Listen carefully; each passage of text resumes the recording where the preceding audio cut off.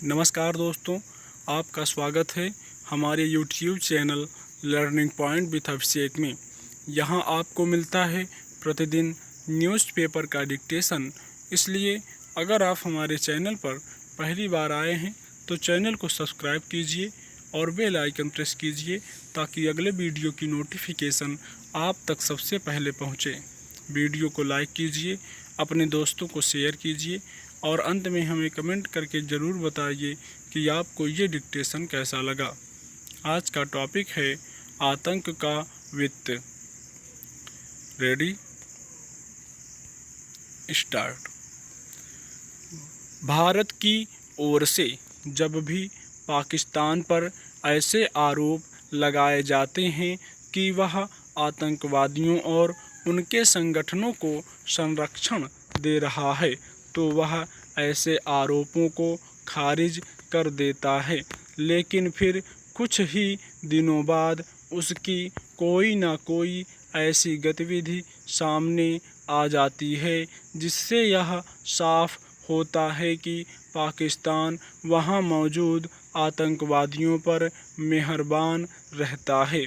हैरानी की बात यह है कि वैश्विक स्तर पर जिस व्यक्ति को एक खतरनाक आतंकवादी के रूप में चिन्हित किया गया है और उस पर कई तरह के प्रतिबंध लगाए गए हैं, उसकी मदद करने में भी पाकिस्तान को हिचक नहीं होती है। ताज़ा खबर के मुताबिक उसने वहां आतंकवाद के जाने माने चेहरे हाफिज सईद और उसके शीर्ष 4 सहयोगियों के बैंक खातों पर रोक हटाकर एक बार फिर यही बताना चाहा है कि उसका असली चेहरा क्या है।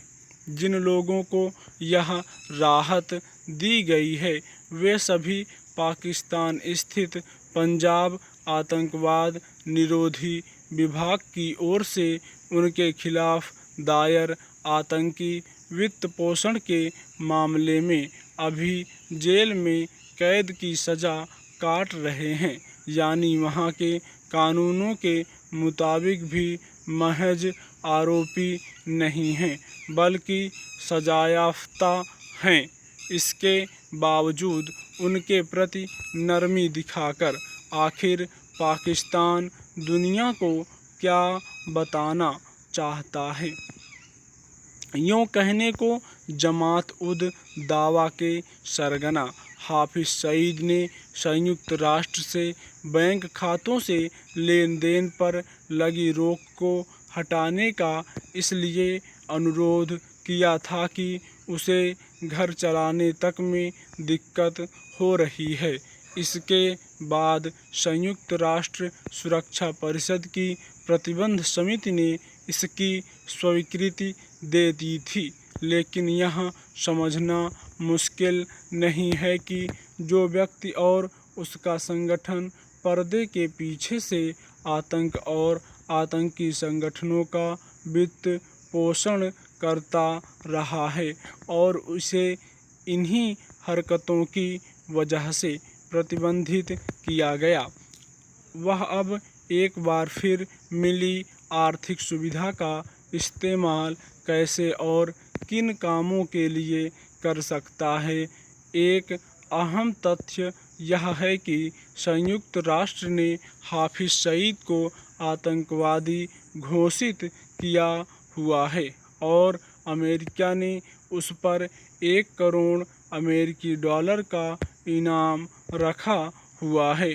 सवाल है कि इस तरह की सख्ती के बावजूद पाकिस्तान उसे किस वजह से घोषित अघोषित तौर पर संरक्षण मुहैया कराता रहा है। गौरतलब है कि हाफिज सईद को मुंबई में 2008 में हुए आतंकी हमलों का मुख्य साजिशकर्ता माना जाता है। भारत की ओर उसके खिलाफ सख्त कार्रवाई करने की मांग लंबे समय से उठाई जाती रही है, लेकिन अब तक हाफिज सईद को पाकिस्तान के भीतर किसी ऐसी बड़ी मुश्किल का सामना नहीं करना पड़ा है जिससे उसकी गतिविधियां बंद हो जाएं।